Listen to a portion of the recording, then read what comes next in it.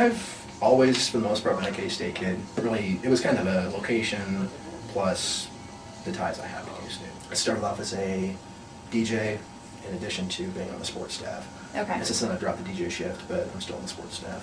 Okay. And I guess it just kind of started off with the fact that I hadn't had any broadcasting experience through high school, or never really got the opportunity to. And she said, you can, not only do you get the experience, but you get the class, you get a grade for it, and you can keep doing it through, I mean, even after this one class, you can keep automating the class and stay on the staff. So, right. Because when I first got here, like I said, I hadn't really experienced broadcast. Mm-hmm. And now I've been in here and I've seen what you can do in sports journal, and sports, not just print, not just writing about it, but also giving people, you know, that up to the second of what's going on in front of you, even though they're across the country, that you can tell them exactly what's going on here in Manhattan, Kansas, with the football team, the basketball team, or whatever. And if I hadn't been here on staff at 91.9, it wouldn't have been something that I would have ever gotten into. The first broadcast that I did, it was K-State versus Oklahoma State. It was a men's basketball game last year. And then I got to go up there and go over the air at actual radio station and call a game, play-by-play. Right. And I got done with it. It was the first time I'd ever been on the air for this game.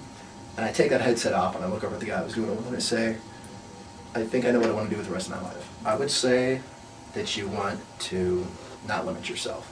I would say that you want to try to at least put forth the effort to do a major.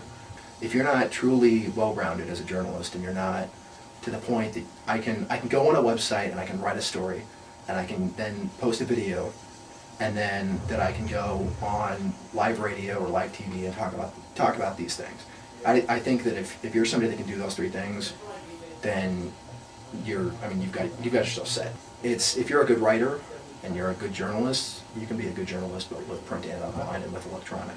So I guess my advice for an incoming freshman that wants to make this a career would be to not limit yourself. I would hope I'm able to make a living out of sports journalism somehow. Like I said, I haven't really picked kind of where I want to go, whether it's broadcasting or print or anything. Like I said, now I'm trying to keep my options open. I think everybody should. I think it'll probably depend on where the job offers come from and what I'm interested in and when I graduate. And I'd like to say that I see myself in making a nice living. I'd love to cover any of my favorite sports teams or do play-by-play form or anything like that with a family, but it's just kind of take it as it comes, and you know, whatever happens, happens. So.